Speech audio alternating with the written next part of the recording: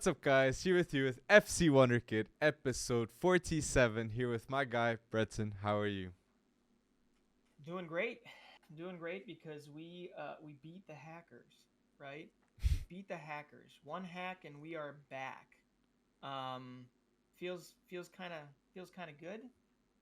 Right? I mean, do you feel like you won anything, or did you just spend a bunch of sleepless nights? Well, we got the account back, so we got that one. But yeah, great mention to start. And people, we're gonna post the podcast on YouTube. Don't worry. And yeah, that definitely was a huge worry of mine, of ours during that week. So yeah, we gotta get it started. So with the episode 47, I'd like to start with the topic that I got to start with. Okay, and people like Ralph Ragnick and doubters of Ronaldo, clearly, that were saying that he shouldn't have played against City. Look at you now.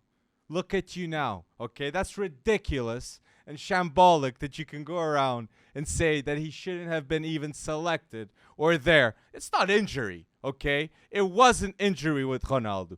And Ronaldo, by doing this against Tottenham, every single doubter, nothing to say now. Okay? Hat trick, it happened, and you're gonna see against Atletico something else is gonna happen. I'm expecting that. Maybe, right? I do see it as okay. Cristiano Ronaldo, his hat trick breaks the documented all-time scoring record of 806 goals. It is Yes. now Cristiano Ronaldo alone. I think he takes it from a guy named Joseph Bakan, who was active from 1931 to 1957. So Mm-hmm. there you go. But no, I mean that was his what? Only his second hat trick in a Manchester United shirt, 14 years apart. So very cool. But let's be honest, Mm-hmm. okay?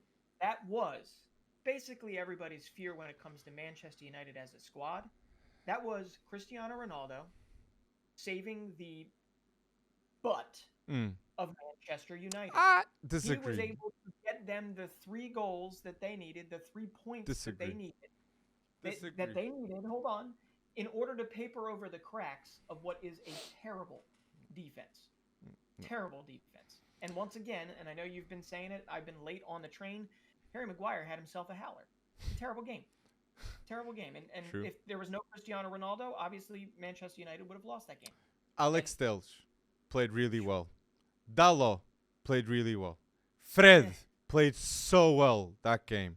Pogba, okay, he wasn't the best putting the pressure like Bruno does, but Pogba went bold and he played well. So Ronaldo has a positive effect on not on every, but the majority of the team members. And Sancho keeps on getting better. Okay, we got him. I know Wonderkids is coming, but Sancho is being vocal, and I'm sure the next manager, in my opinion, Eric Ten Hag, which should be Yep. the option, should be loving Sancho, what he's seeing, and even Ronaldo. I am gonna say this: Ronaldo that game showed to the world that no player has more emotions, okay, and working Yes. ability, okay, and passion than him. That game was clear passion, but I agree, okay, he was a lot involved, but everyone around was better. And that's something that people criticize him, saying, "Oh, he takes so much of the attention." He took the attention and made it better. So Alex Telles gives reason to his crosses. Dalot gives reason to his positioning. So Ronaldo gives reason to the whole team of Man United. So against Atletico, he's going to be the reason why they're going to get a dub if they get a dub. So against City, maybe he would have been a reason why of something else. And that's why it annoys me that there isn't the trust in Man United because they don't have the culture. So Yeah, player stars, yeah, man. Player but I mean, stars. if we're gonna say that Cristiano Ronaldo affected all of the good things, then we Champions League. also we also have to say that he does affect it when it's bad, when things are bad. Yes. And the quality just still is not there. I mean, that True. was like I don't know if it was Well, Gary Neville or if it was Rio Ferdinand. I forget who it was that said this, but they said like that was the worst win that we've seen a Manchester United team do. There's still so many problems that are just glaring there. And let's be honest, They're literally playing.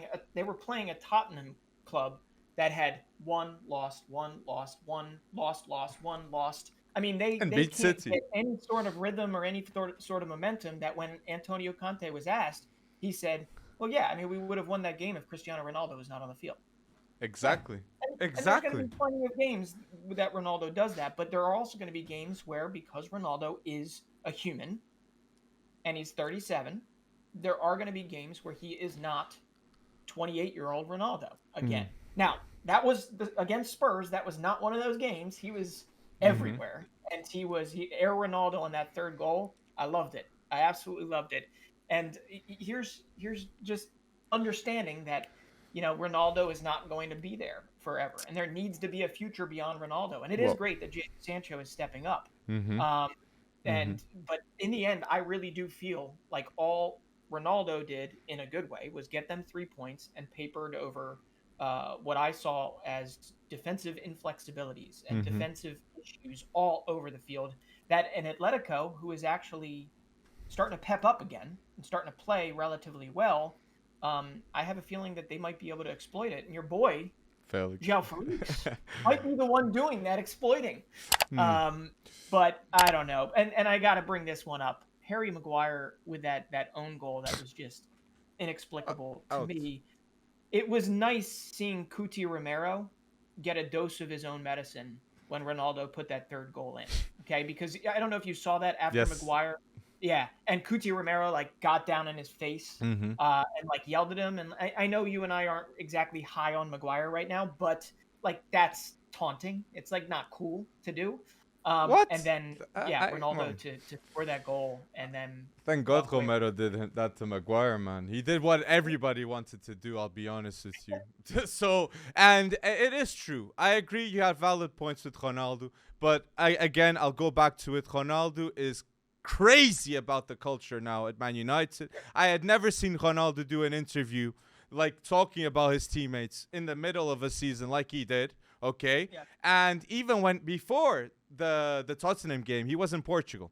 He trained in Portugal, okay? He wasn't in Manchester. So he is clearly working and focused for that Turkey game. And I'm so happy that he cleared his mind. He came back here and he came out of that toxic environment that should be at Man United, man. There must be a bad environment, okay? Even with Rashford leaking out. That he's gonna leave. Okay, we're gonna talk maybe about that more forwards, but like there's such big news surround every single Luke Shaw contract renewal happening, yes or not. So I think there's gonna be a max exodus. That has to happen. I see Pogba going. I see Matic going.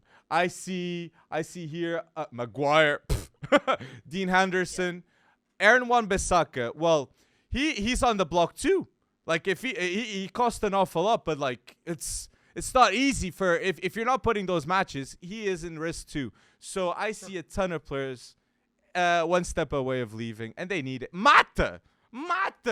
So yeah, it's a max exodus. Clear the club and get the culture back. I think that's gonna happen though. So Yeah, well, did you know this? Cristiano Ronaldo is the second oldest in Premier League history to hit for a hat trick. well, that's that. Oof. Like I have a question though. Yeah. Like keeping with the Ronaldo. hmm Like, do you think Ronaldo right now is performing better than Messi this season? Uh, I think he is.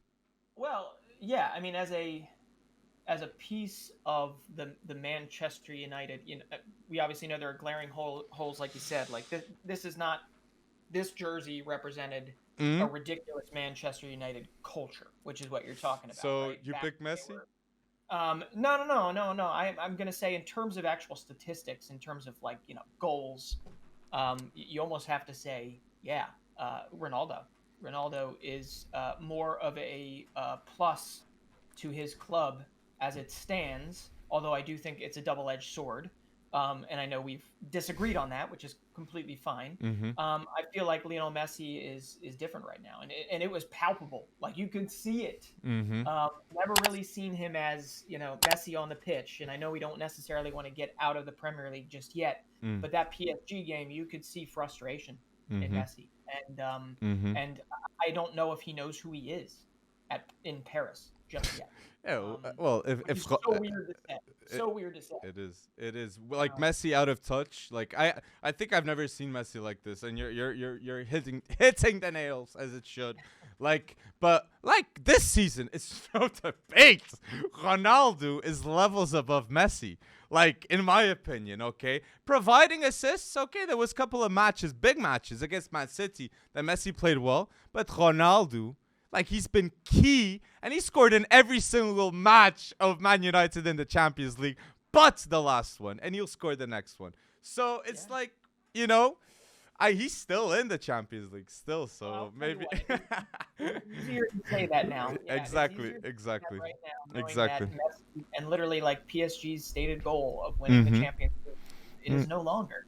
So like, what do you do now? What is the exactly. next choose your own adventure for PSG? Exactly. But tell Now, us in the yeah, comment section what you want, what you think is going to happen with Ronaldo, okay? Should United want, okay? Who should come? And you said you wanted to stay in the Prem, so I'm assuming Chelsea. that would take your pick, right? There's a lot to talk about, but yeah, um, it's been an absolute whirlwind. Mm-hmm. Not even thinking about the human element of what's going on in Ukraine, which is really, Mm-hmm. really very difficult to not do, I should say. Mm-hmm. Um, Looking at it from purely a footballing level, yeah, Roman Abramovich was sanctioned. He essentially lost control of the club. Hell, I think they didn't have access, or might still not have access to their bank accounts in some respects. Fact. They're going to have people looking into the finances left and right, the UK government. And it gets to a point now where they won they did what they needed to do this week, which good for them. Mm-hmm. But their future looks a whole lot different than what you and I were chatting about just months ago. And Well, that should scare anyone that is a true. supporter. And I feel bad for the supporters because it has nothing to do with them. But it's wow. I mean, you could probably lay it out, but you're talking Mm-hmm. about mass exodus potentially at United. Oh, yeah. It's almost guaranteed. It's almost guaranteed at Chelsea, right? Guaranteed. Yep. Guaranteed. Yep. It's I again like excellent points. Like and Abramovich has given the green light to sell the club, so he won't be given a single penny. Okay, not even with the victims like he was laying out the possibility. So the club, whoever buys the club, it's going to the UK government the money and to Chelsea. Okay, so let's see what's gonna happen on that. So hopefully the money is allocated to the people that are suffering inside the club and need it the most because yes, the club had big expectations signing Lukaku, okay, and they still owe 71 million pounds to Inter of that Lukaku deal. And I've already seen in Calcio Mercato Lukaku is willing to cut salary and join Inter back. And like now maybe Lukaku was a visionary with that interview that he did a couple of months ago, okay, saying he's willing to go back to Serie A and stuff like that because yeah, he won't stay at Chelsea, okay? I agree with you. A mass exodus just like at United I expect even more at Chelsea. And this too has to be said. Roman Abramovich made decisions based on performances, not emotions. I am sure whoever comes next to Chelsea, next at Chelsea, will have a very, very tough job to keep up the standards, okay? Because, yeah, Roman would just pump in money nonstop. And to keep up that, I can only see Arab money maybe coming in to Chelsea. So the future life of Chelsea is going to be very different for sure, Breton. And I know that they're building a conglomerate. What do you call it? Mm. A group. They're building a group of owners. I don't know who's taking the lead on it, but I know one of them is going to be American, a part owner of the Los Angeles Dodgers. He's a billionaire, but he's not like $100 billionaire. Like Abramovich. So there's like three of them, I think. So hey, that's positive, right? That's the positive. But then there's the negative. And the negative is Petr Cech, right? Petr Cech came out, and he is not giving off positive vibes at all. And he literally is cautioning. Well, just here, listen to this quote. Mm. We have to admit we go day by day, as it is not in our hands. The conversations are actually about if we can finish out the season.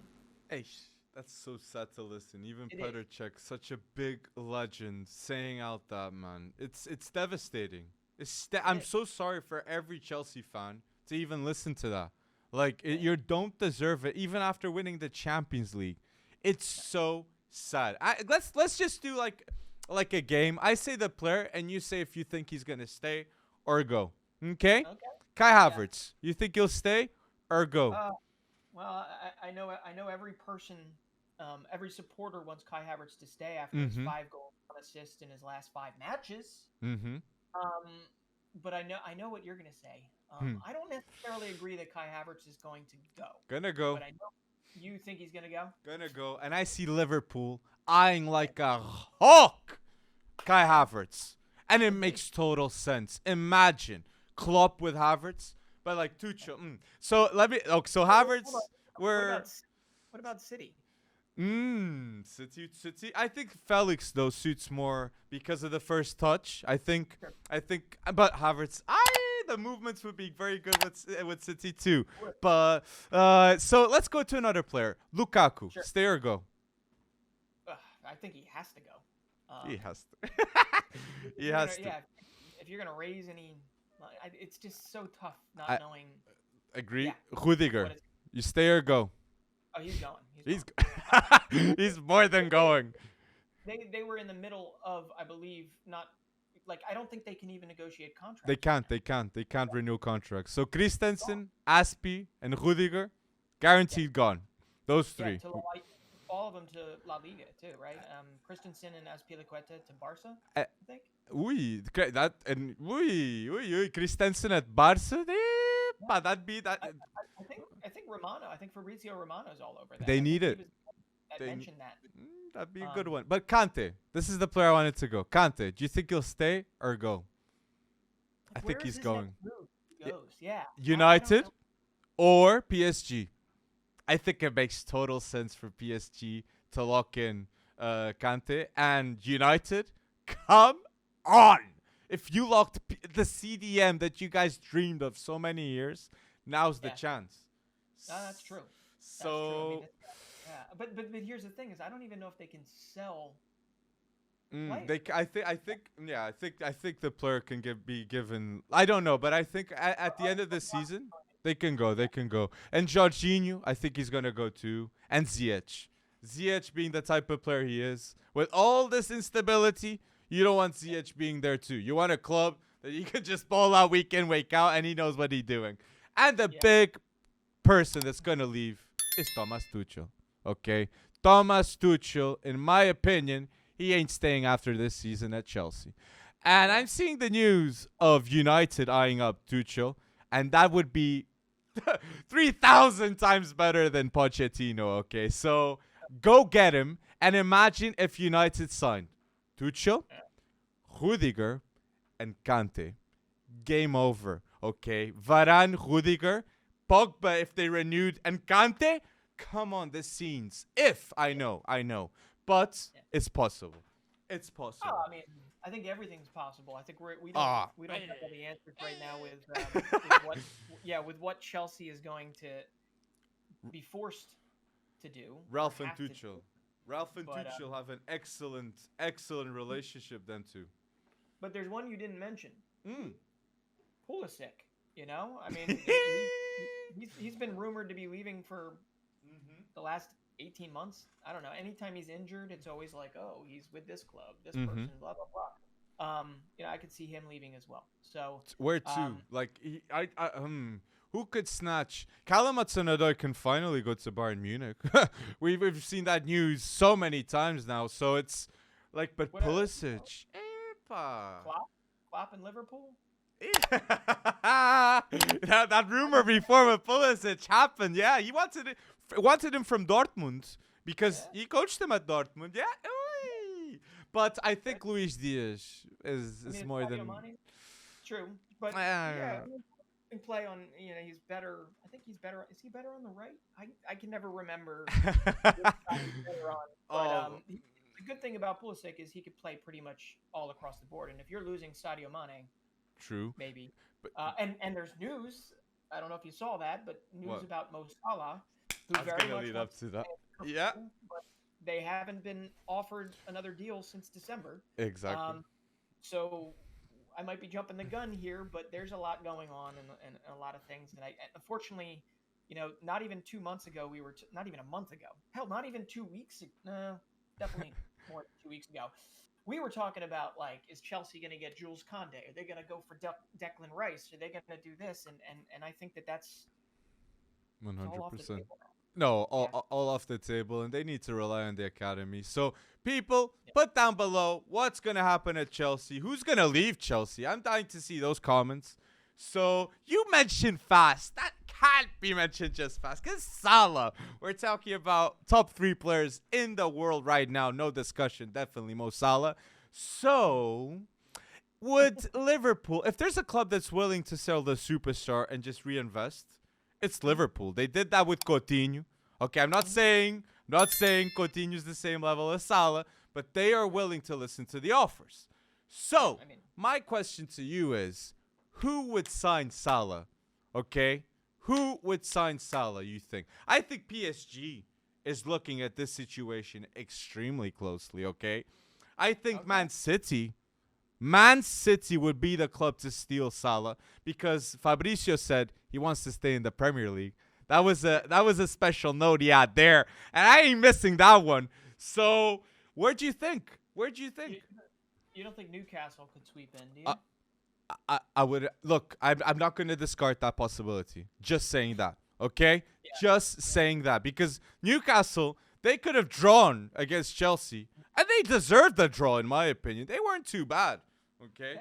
So it's let's see. The Newcastle project is gonna go.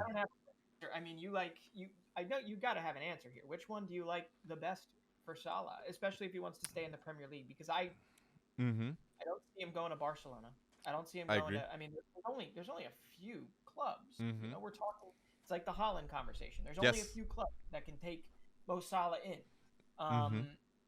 PSG is a good shout if you're going to try and follow up. I mean, I don't know if the loss, right, which we're going to talk about in a second, the loss to Real Madrid. I don't know if that is like the end of the Messi, Neymar, Mbappe, but it obviously feels it is. We're closer to the end than we are to the beginning of it, right? I agree. So Mo Salah would be a great follow-up in terms of keeping the big star kind of Galactico feel of PSG. I think this discussion is being held to Mo Salah maybe leaving and all this because Luis Diaz is balling too.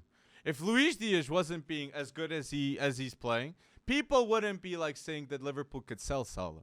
Okay, so I'm not saying him performing well invalidates the Salah renewal, but it's a talk, But I gotta say this. I think Liverpool should definitely lock in Salah. Okay, I have to say that. For me, it makes no sense. I think it's 106 million the deal, 5 years. They won't sign a better player for that money. So in that logic, I think they should renew Salah. But if they sell, I think PSG. Yes, I think that was the first suggestion. I think PSG, and let's go lead up with the PSG talk. No, because. Sure, but all I gotta say is before we move on from that, it's a good comment. But Luis Diaz. Yes, please, true. Luis Diaz. Please do not go into any more diving headers. We do not need Luis Diaz getting his head taken off on the field. I mean, as you can call that as brave as you want, but I was cringing so hard when he did that, and he got to it first. He got the goal.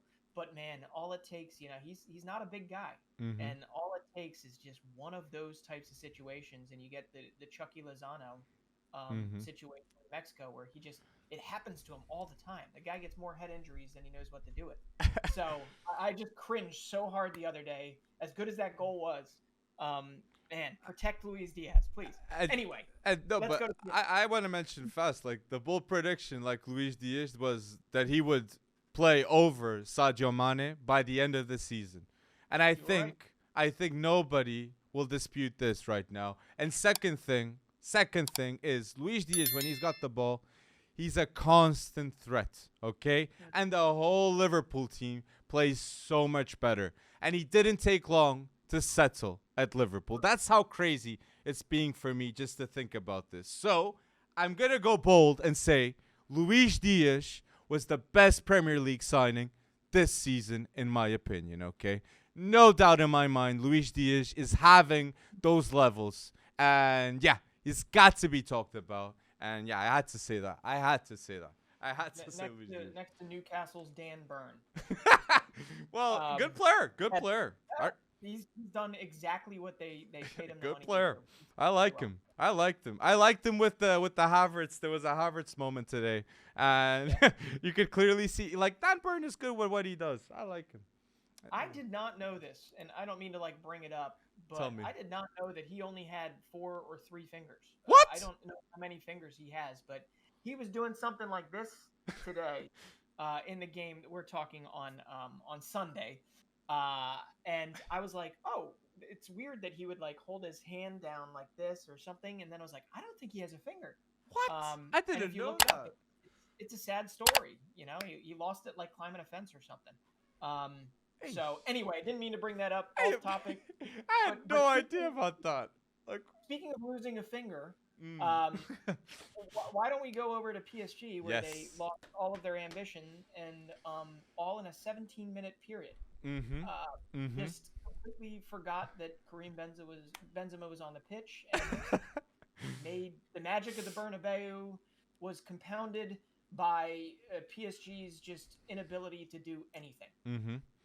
And we got to start by saying that match itself, okay, confirms Mbappe is going a la Madrid.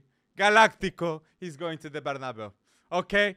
Real Madrid have locked in Mbappe. It's confirmed after we just saw, okay? So that has to be said just for the starts. And 2, Mbappe leaves PSG, okay, to Real Madrid because Real Madrid has a winning culture. And that game showed it. Modric is levels, okay, above Verratti, okay, in this genetic of winning. Verratti's tremendously good, but when it comes time to win, the clutch gene, it's time to show up. Benzema and Modric taught every single player on that pitch what to do. It was amazing, and I am loving that Vinicius Junior is learning, observing and learning with all these experiences, man. Okay, because this guy is gonna be insane. Okay, but I have to mention this. Neymar, yeah.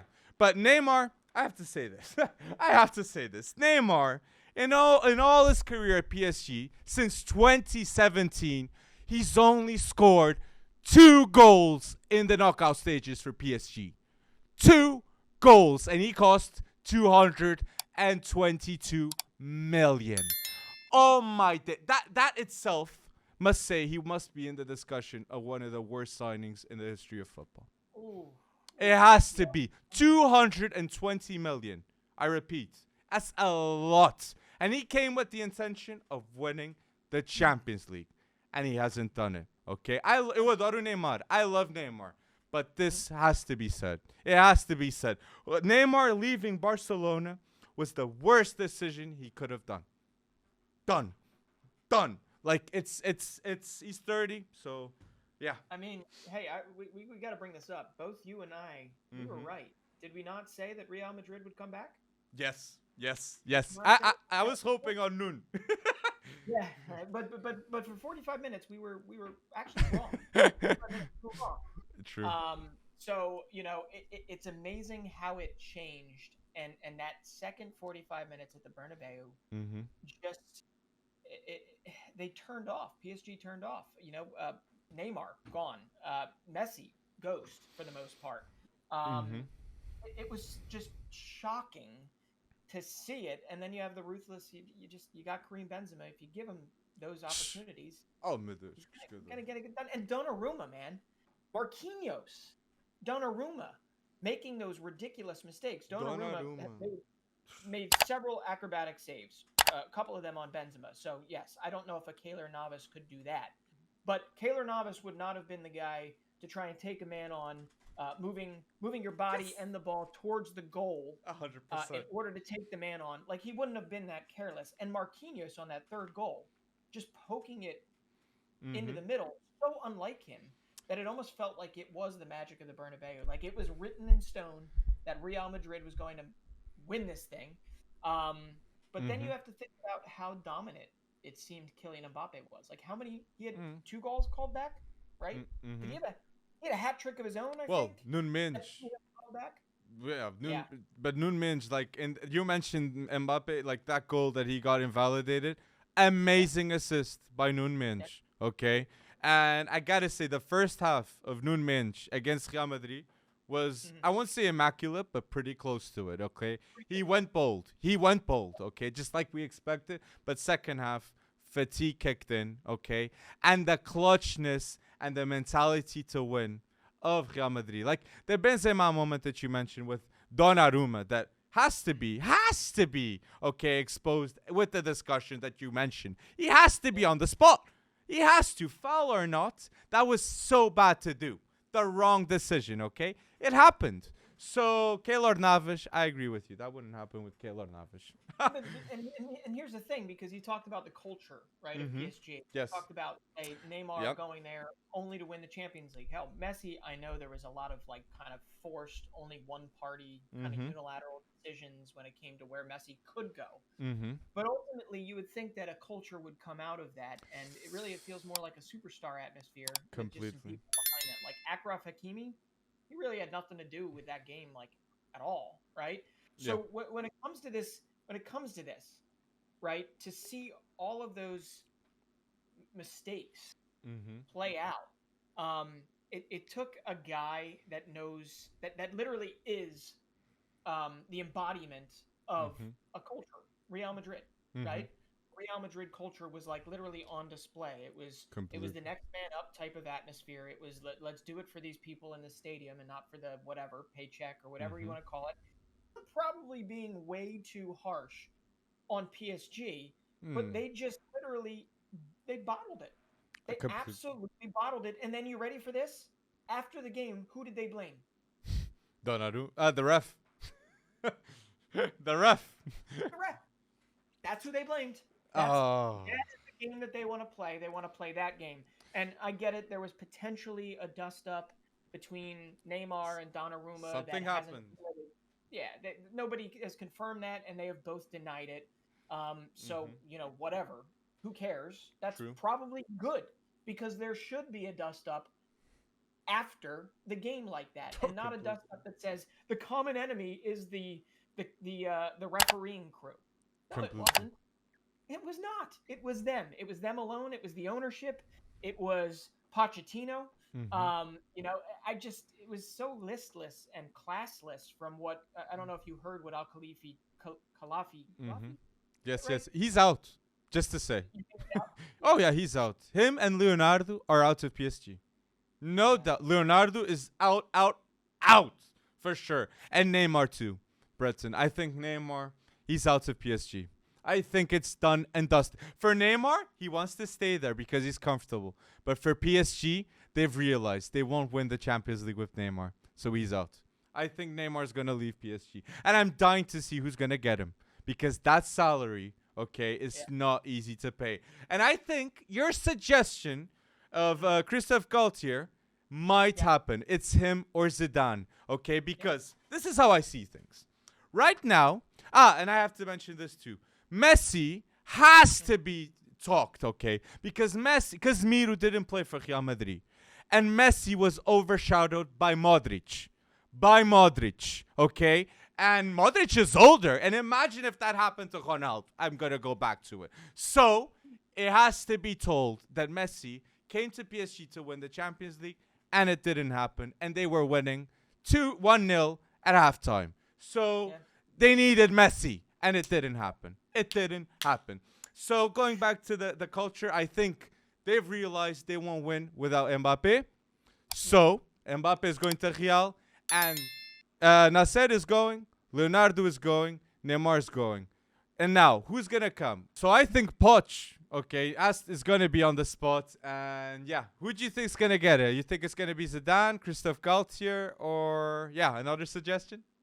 Yeah, I mean, I think the Christophe Galtier that makes the most sense if you're trying to build an actual culture. It's not the same as just bringing in stars and getting it done because there's just too many other teams. Like any year feels like Bayern can win it. You know, any year, any one of these clubs, they have this winning culture that PSG is in yearning for, and it's not there. And I think Gaultier might be the better choice, but I haven't seen him actually, even in the running. So Zidane fits that identity more that they're Yes. going for, which I think is skewed. It's skewed way too much and throw money at the wall and hope something happens.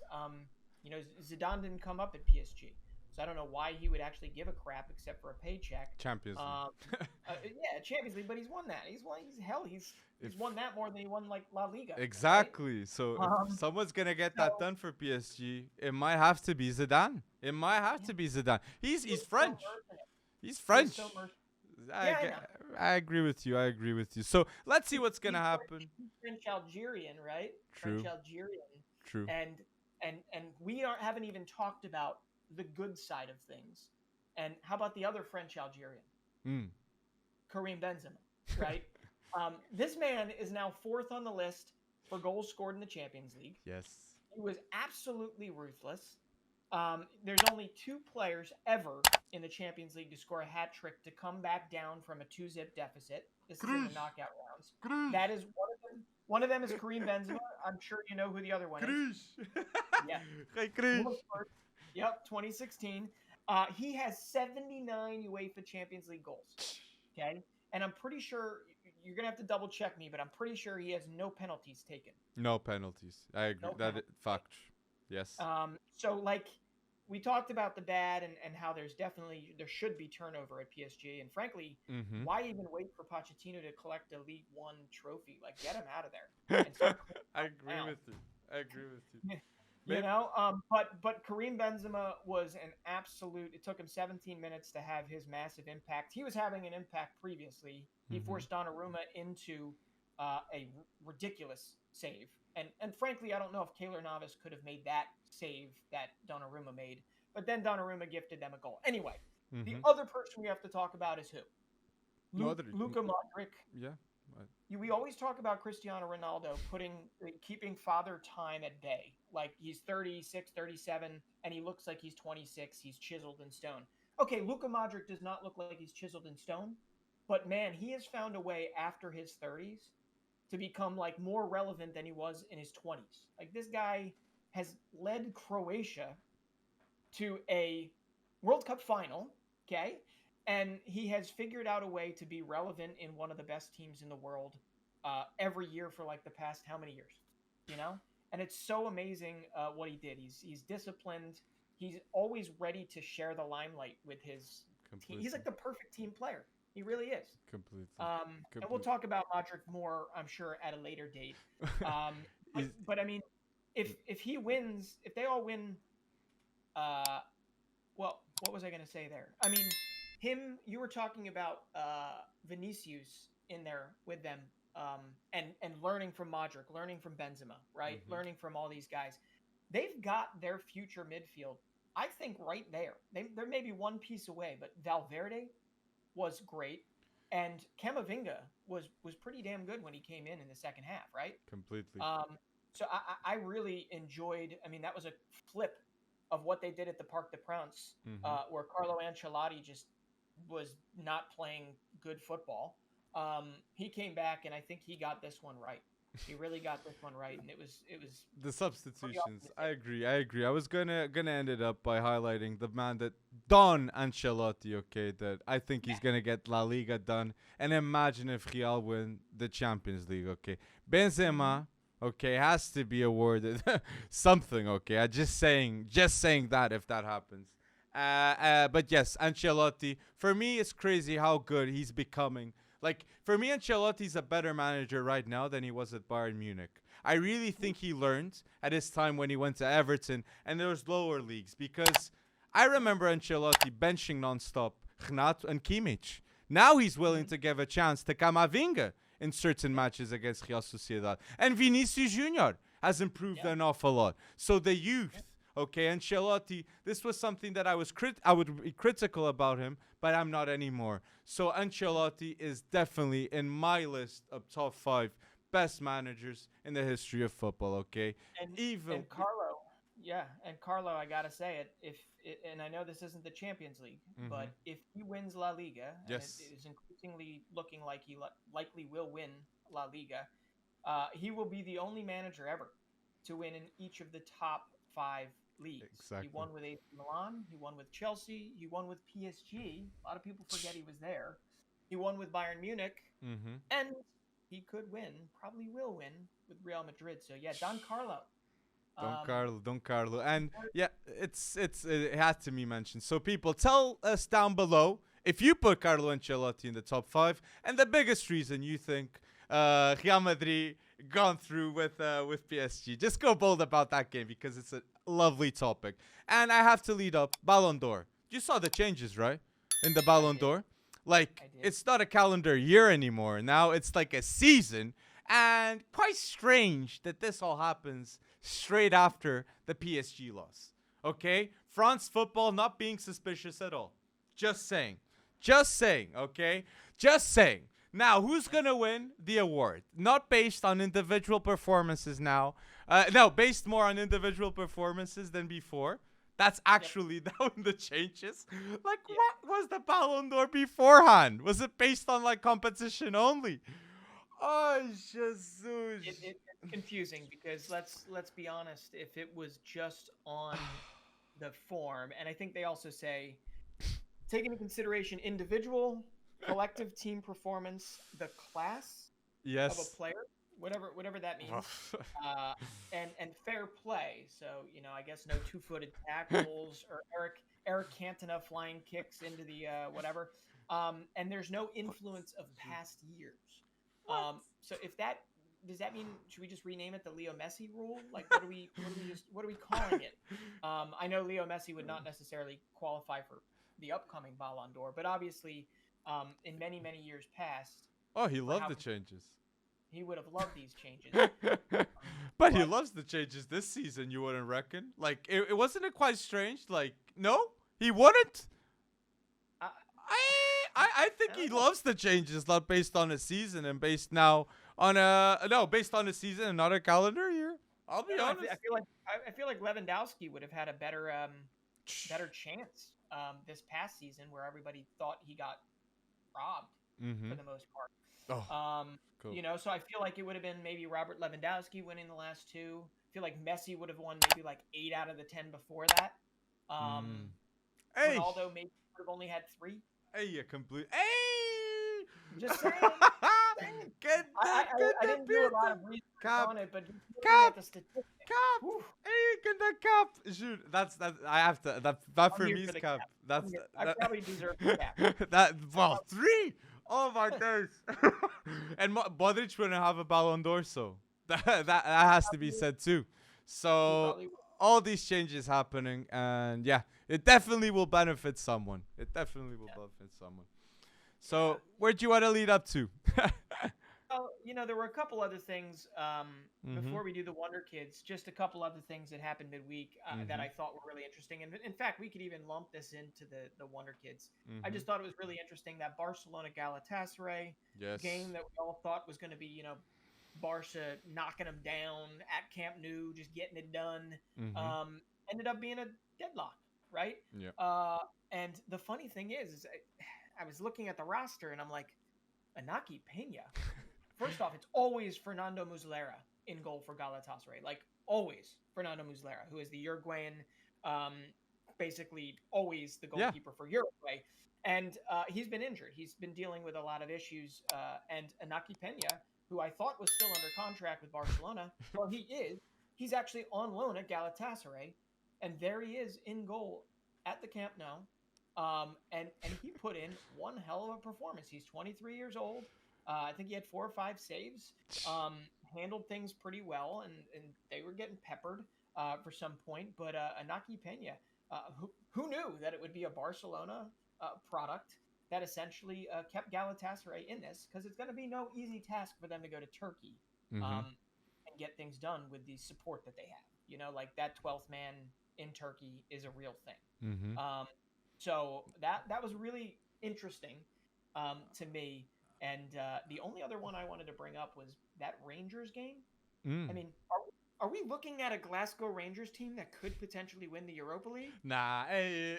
Oh. Whoa. Whoa. Whoa. Eh, Whoa. Whoa. I Whoa. don't think so. I don't think so. I'm just saying But they seemingly steamrolled. If you didn't watch the game, they seemingly steamrolled Red Star Belgrade, right? 3-0. But then mm-hmm. you watch the game and yes, okay, they had 3 disallowed goals. Red Star Belgrade did. 3 Fogo. disallowed goals. But Rangers were compact. They were good. Tavernier was awesome. Alan McGregor in goal was awesome. Yeah, I'm just saying if the Rangers, this is the best chance they've had since their bad years, Mm-hmm. right? Of them, since their previous, I should say, good years. Mm-hmm. The that they could potentially win something, and a 3-0 lead before you head to Serbia. It's quite bizarre, right? Stevie G leaves and they're doing such a good international campaign. Like it's Von Bronckhorst, man, Von Bronckhorst. like what? It's and I wanted to end up general news in my opinion with a discussion like Rashford. Where do you think Rashford's gonna go? Like just like I mentioned, Mo Salah maybe to PSG. I think like Rashford, not Everton. I saw some people suggesting Rashford with Everton. No chance that's gonna happen because of the ego. He will never go down so low. So I'm gonna put PSG as my top suggestion. And the second club, I think this club would be the perfect fit for Marcus Rashford. And that is Bayern Munich, okay? If he goes to Bayern Munich, I think his career is back. Arjen Robben vibes with Chelsea now at Bayern Munich. You know what I'm saying? Like, comeback of his career. I really believe something would happen, something amazing. So yeah, maybe. I think it's pretty odds on that he would leave. Mm-hmm. Though the Premier League, like he wouldn't stay, because otherwise you'd look at the Newcastles of the world. But Mm-hmm. I do believe, I don't even think he's good enough for the PSG of it. And Bayern, he'd be more of a squad player, I think, than we think. I don't think he's going to go there and Leroy Sané it, who's been absolutely phenomenal since he's joined there. And Kingsley Coman he signed on for what, till 2026? He did. 2020. He did. So yeah, I think it's more likely than ever before that Rashford's probably gonna leave. Exactly. But But Serie I A, don't know where. I can't see a Rashford going to Serie A, like I don't personally. know. Ramsey Can went. Tamori talk him into it? Okay. Milan, Rafael Young with Rashford next to him. See this? Sheesh. I liked it actually. Sheesh. I believe it's an upgrade from what they got. Not necessarily from Rafael Leao, but They got history. AC Milan has history. Yeah, They got history like United, and Yeah. they kind of they're going successfully with the rebuild. They're in the successful part of the rebuild. So I like that suggestion. So give us your suggestions in the comment section. Who's gonna sign Marcus Rashford, you reckon? And go bold about it. So Wonderkid's news, yeah? Yeah, well, before we get to that, I do have to bring up Christian Eriksen. Great seeing that assist to Ivan Toney. It was just duo. Awesome. It was a big win for Brentford because they needed it. They were starting to get Everton vibes. Nothing was going right, and they needed that win, and it was Christian Eriksen delivering the ball. We know Christian Eriksen can deliver. So I just had to say that before we moved on.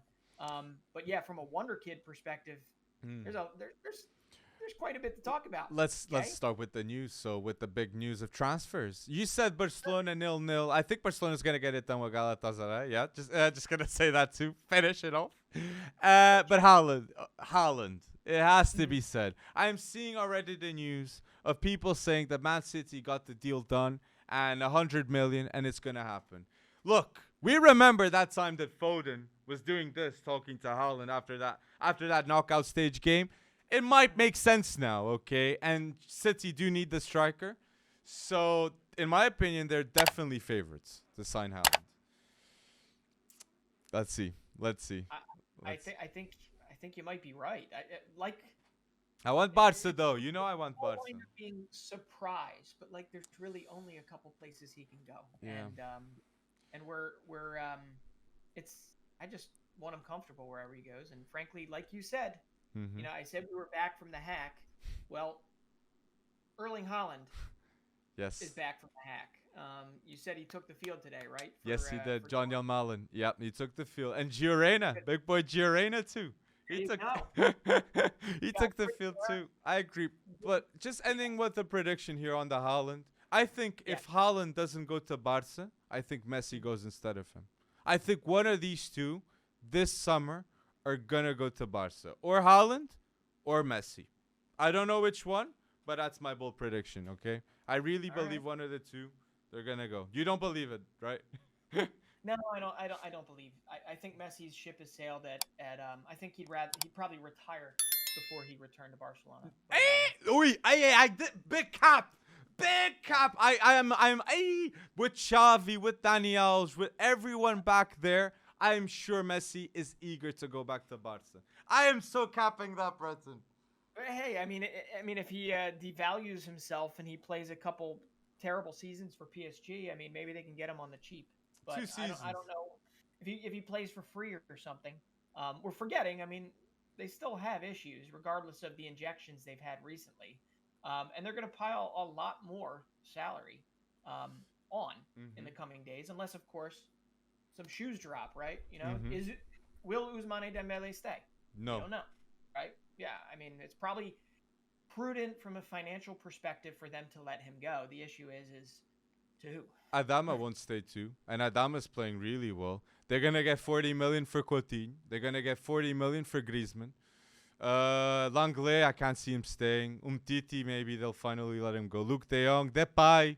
So clearing all these salaries, they might get the chance to. I really believe in it. Let's see. Let's see. I might be waffling. Let's see. So. All I know is I'm getting capped a lot. So let's But, see. Let's see what happens. So. yeah. Well, I got to bring up this one, and Mm-hmm. Jamal Musiala.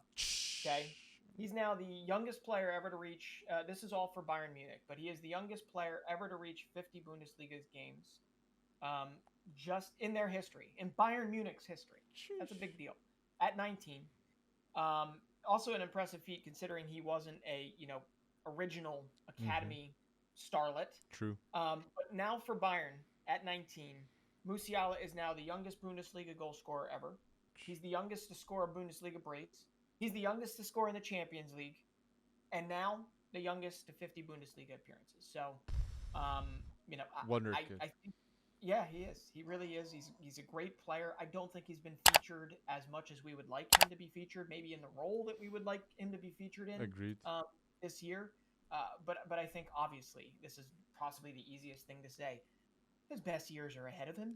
Yeah. He's going to take on some big responsibility, I think, moving forward at Bayern. As turnover has to happen. Agreed. And he arrived at Bayern Munich. You said it's the preferred position, but he arrived as a winger from Chelsea, and now we see him not comfortably, but playing well in midfield. So I find it so interesting. And Nagelsmann, I think Nagelsmann is working his way with Musiala, and it's going to be really good in the future. I love that mention. So keeping in the Bundesliga, I'm going to go to a sad story now. Like Florian Wirtz, a huge player that we mentioned here, an awful lot. We won't be seeing him anymore this season, okay? Florian Wirtz got an ACL on his left knee, okay? And he'll be several months out. So that's what I can confirm. Wirtz is out. And for Leverkusen, done. The team is done. Wirtz has 24 goal involvements, okay, for Bayer Leverkusen this season at the age of 18. So let's just pray that everything goes right with Wirtz and he comes back stronger, man, because what a wonder kid, man. What a wonder kid. The hardest thing about this is he was in line, right, to be heading to Qatar, to the World Cup. He definitely, in my opinion, would have been on the plane there, and that's definitely in doubt. Now, the good thing is he's young, and he should bounce back. But you tear it this early at 18, it's never a guarantee that you're the exact same or a stronger version of yourself when you return. And sometimes there's just nothing you can do about it. And that one that one sucks. Yeah. That one really is terrible. Pretty bad, man. And for Diamond Shach, you mentioned World Cup year, like that Wirtz was for sure gonna be in that team. That is fact. And I have to say this. I have here on my notes. I had to say this. Just like you said, Florian Wirtz would be for Germany. I have to say, Fernand Sanch, you got to select Vitinha. Okay, Vitinha. I think he's proven more than enough that he should be in the Portuguese national team. So I want to see it happen, and let's start investing in the future. Okay, Portugal, bora lá, bora lá. So Vitinha would be an excellent start. Yeah, I yeah. don't know what it was. Did they have a game yesterday? Yes. Did So they yeah, or something? yeah, Vitinha had a good game. yeah. Vitinha, Fabio Vieira, like Rafael Leao, he's been called up. Okay, Pedro Neto's coming back from ACL. So, but Vitinha for me has to be called up. Fabio Vieira can be bold mention, but Vitinha ahead of ahead of ahead of Pedro Gonçalves. Vitinha, in my opinion, Wow. Yeah, yeah, Yeah. yeah, yeah, yeah, yeah. Potts has been he's been good this season, but this isn't last year's Pedro Gonçalves, right? Exactly, exactly. Um, Lacking goals when it's needed. all So, right. and I have Well, to say, sorry, I've sorry. got a I've got a straight wonder kid for you, Mm-hmm. and it'll be a quick one because it literally just happened under our noses. We were just getting ready. We were just preparing for this. But we got to bring him up because he's going to be the youngest in this whole list. Arda Güler, 16 years old, plays for Fenerbahce.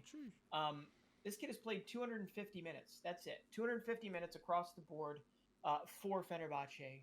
And Mm-hmm. he has 1 goal, 4 assists. Okay? So he comes on in the 76th minute. It's 2-2. All right, I forget who they're playing, but he Mm-hmm. comes on for, somebody named Mesut Ozil. Okay? Comes on, it's 2-2. He scores like 4 minutes later. Arda Güler, 16 years old. Okay? Then he adds an assist. They end up winning in those 14 minutes. Mm-hmm. They wind up winning 5-2. He scores 3 goals while Arda Güler is on the pitch. Okay? This kid is 16 years old.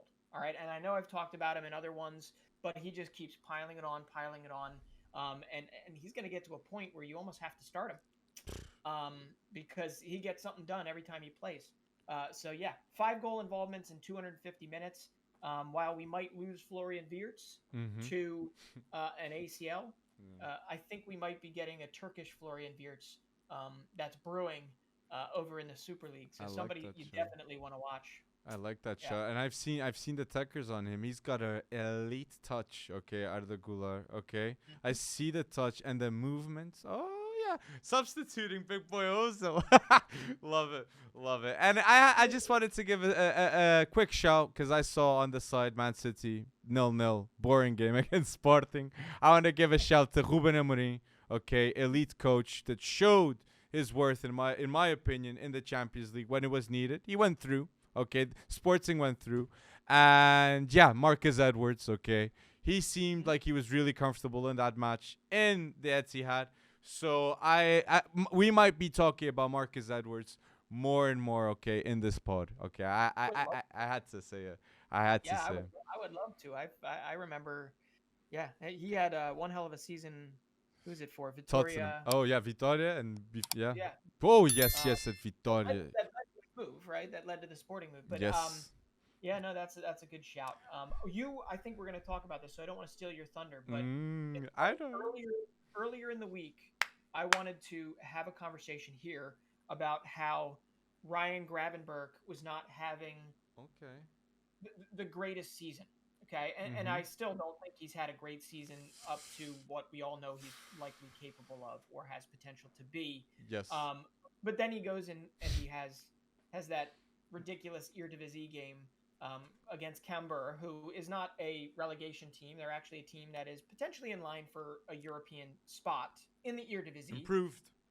He has 2 assists and then a ridiculous like match-winning golazo. That just hopefully what it does is it just pushes him along. I agree. I agree. You know, like development's never straight up, Mhm. right? It's gonna go up and down, and he has still been within that 11.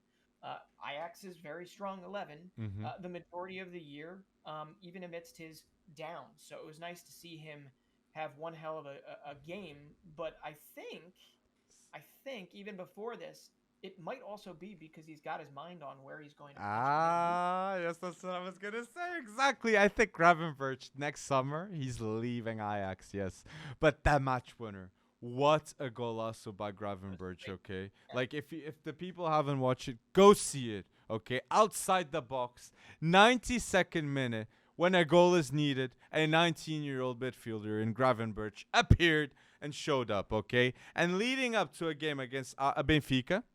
Ajax needs to be okay. It's a knockout stage game, and it's very important for the club. So Gravenberch being in top form, that is what they need. But you said, where is he gonna go next? Okay, I think a great shout to start. It's a midfield next to Camavinga, Gravenberch, because I don't know if Valverde is gonna stay at Real, and I really like the combo of Camavinga with Gravenberch. I think it fits very well. What do you think? I actually really like that shout because Casemiro, Modric, and Cruz, Gross, yeah. they're not getting any younger. And True. to go there for Gravenberg to be under Ancelotti, if he stays there, I would imagine he will. Mm-hmm. But for him to go there as a 19-year-old with the skill set he's got, with the physicality he's got, I just think he'd get all the confidence in the world. Mm-hmm. I don't know. I don't know if he'd get all the playing time he wants, but if Valverde True. goes, because I think he's at the point in his career where he needs to be somewhere he's playing all the time. Yes. The issue is Luka Modric seems like he could play till he's 45. Just kidding. But well, I like that. Yeah, Camavinga, Gravenberg, and maybe even one more. I think United too. No, United with the exodus of Pogba, United would be the type of team that would get Gravenberch, and with Ralph Ragnick, I'm sure he knows about him. And Ajax talent, Donny next to Gravenberch, and maybe another shout too for Gravenberch. Newcastle.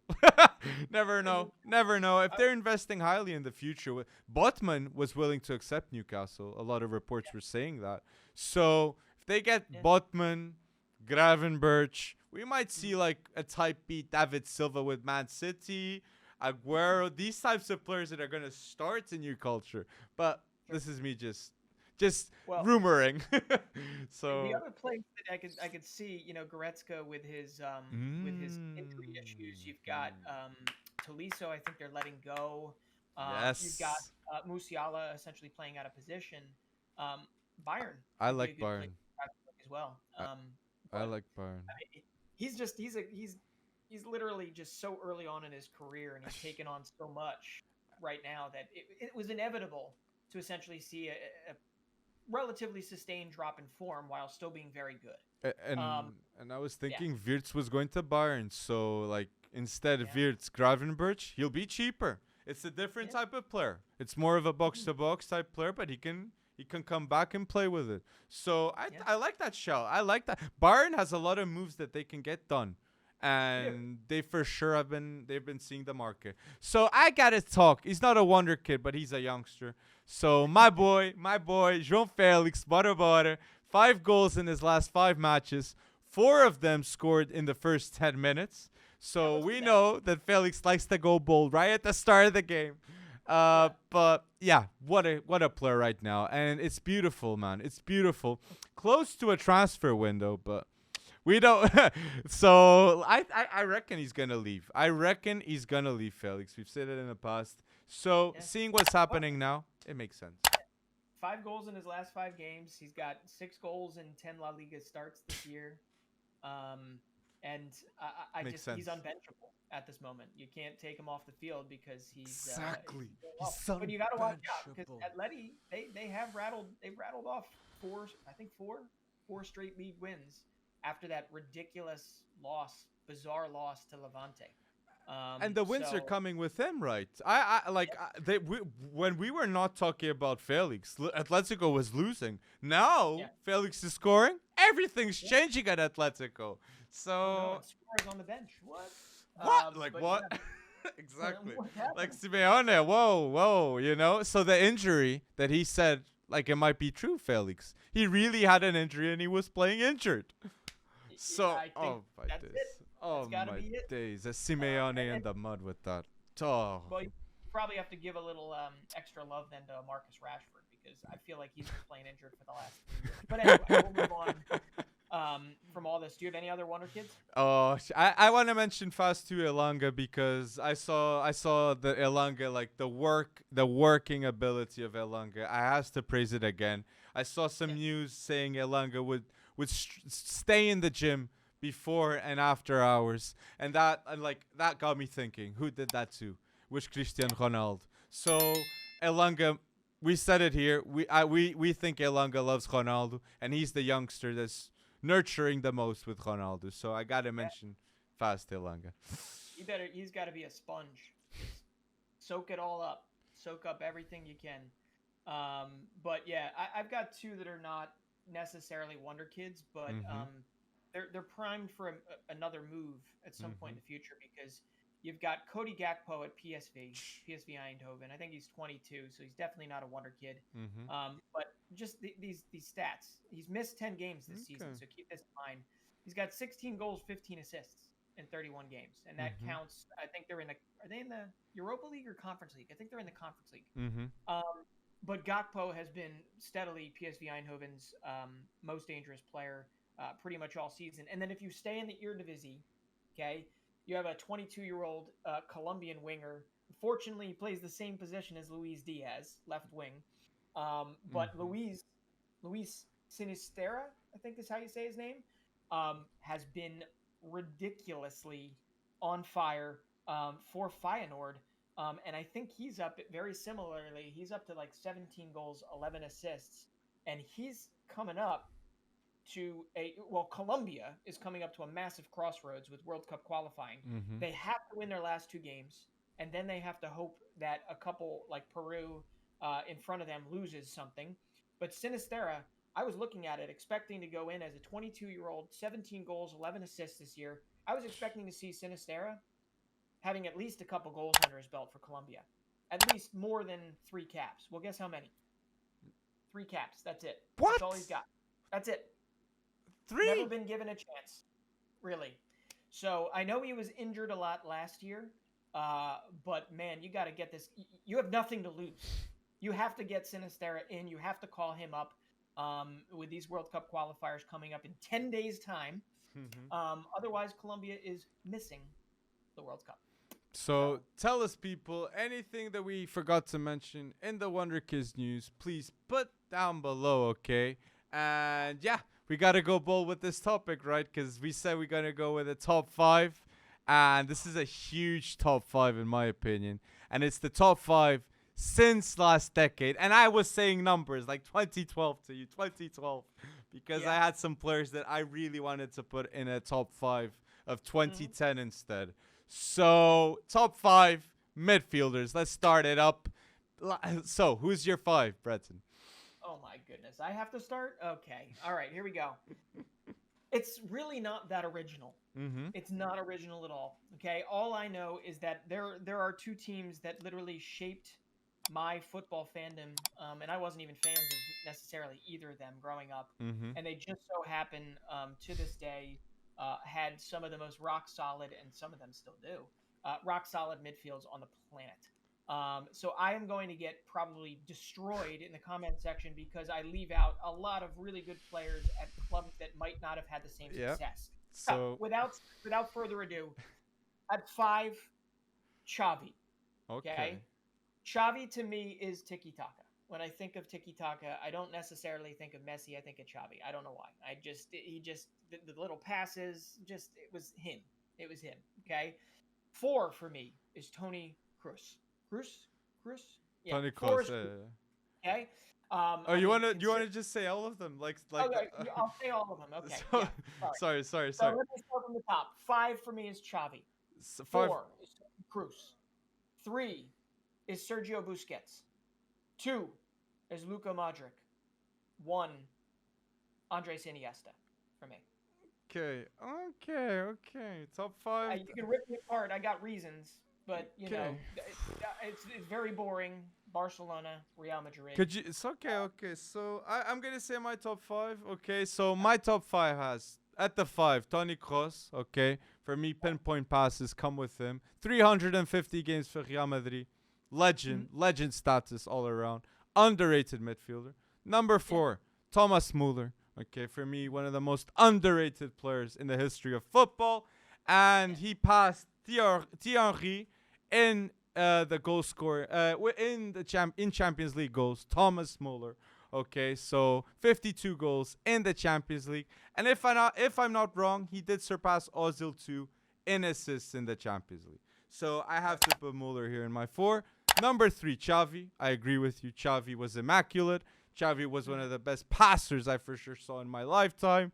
And yeah, I'm going to put the 2, Iniesta, okay? For me, Xavi wouldn't have been the same without Iniesta, and Iniesta wouldn't have been the same without Xavi. So I think this duo complements each other extremely well, okay? Iniesta, I think what I love, why I put Iniesta number 2 ahead of Xavi, because Iniesta, I think he just would slow the game, okay? And he would pick the right pass all the time. And man, Iniesta was unbelievable.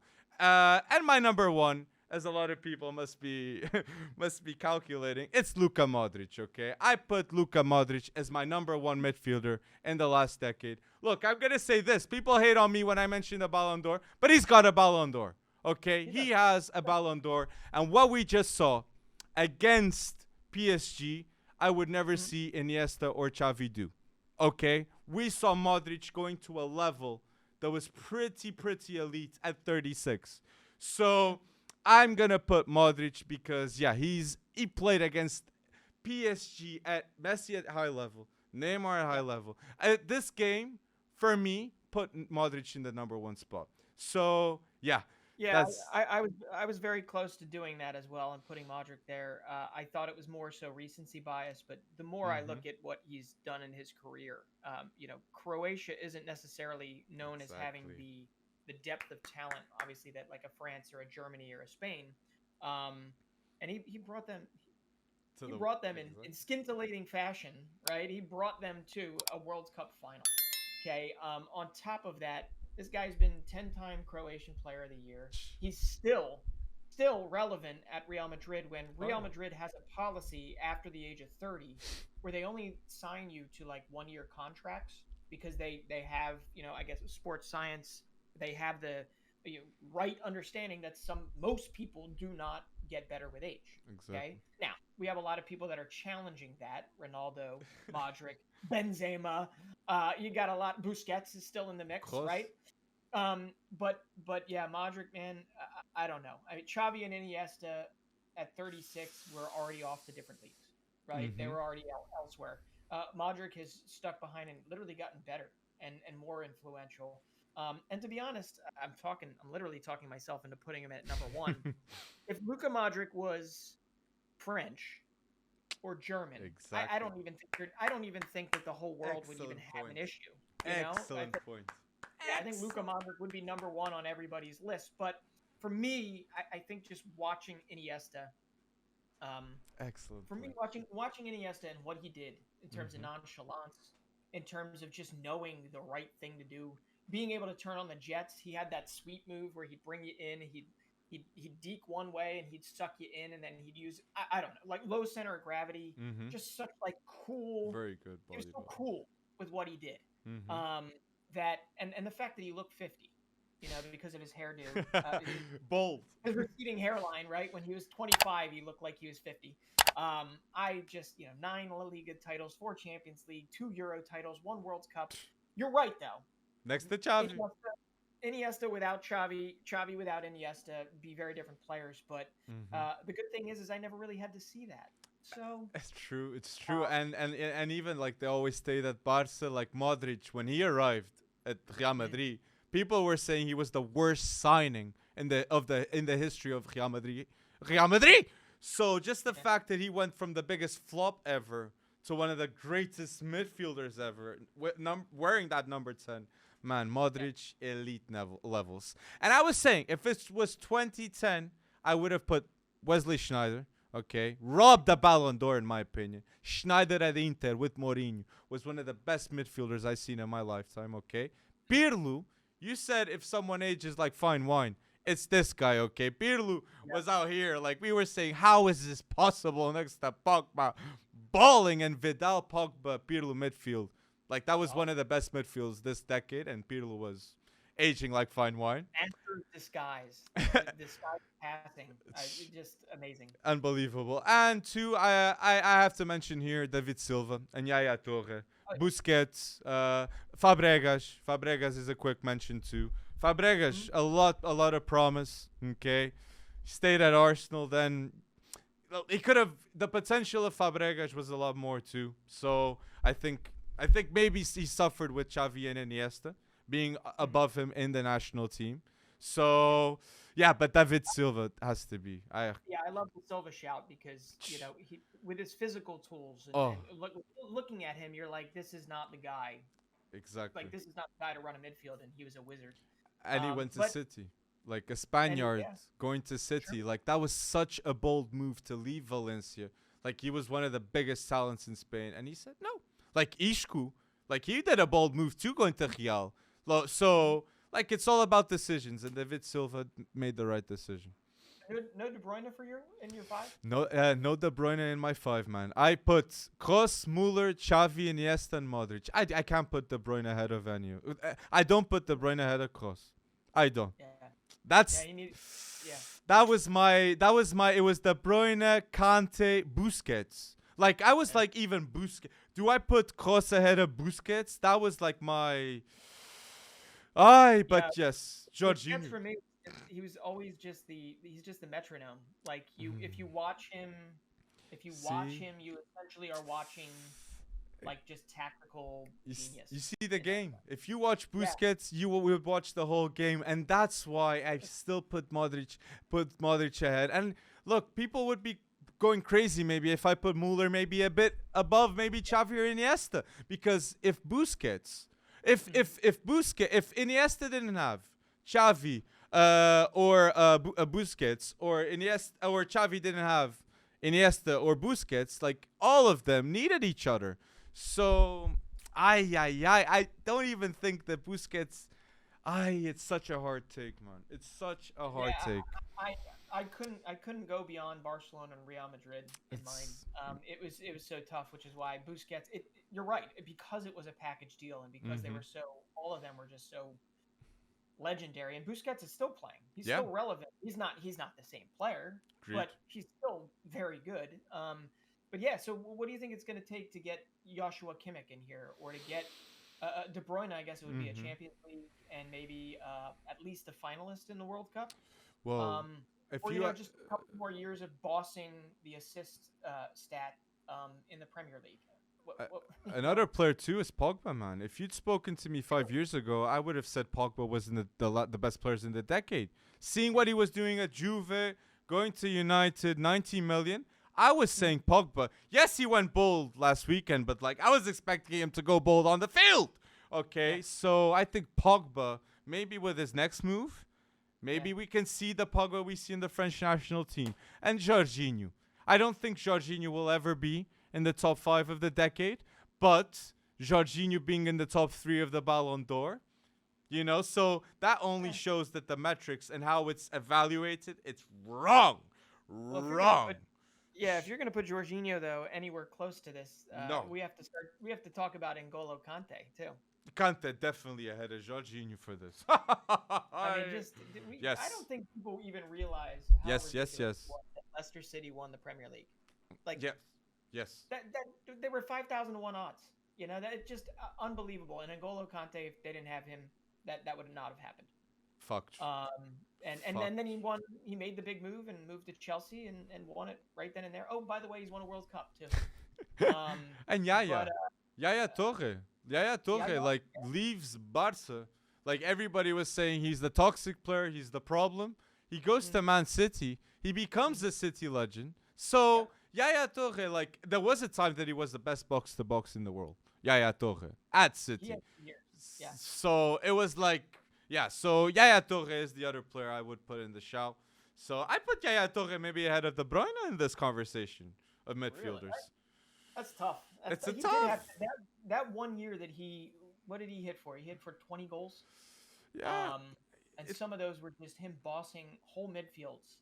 mm-hmm. Yeah, he was so much. He was a lot of fun to And watch.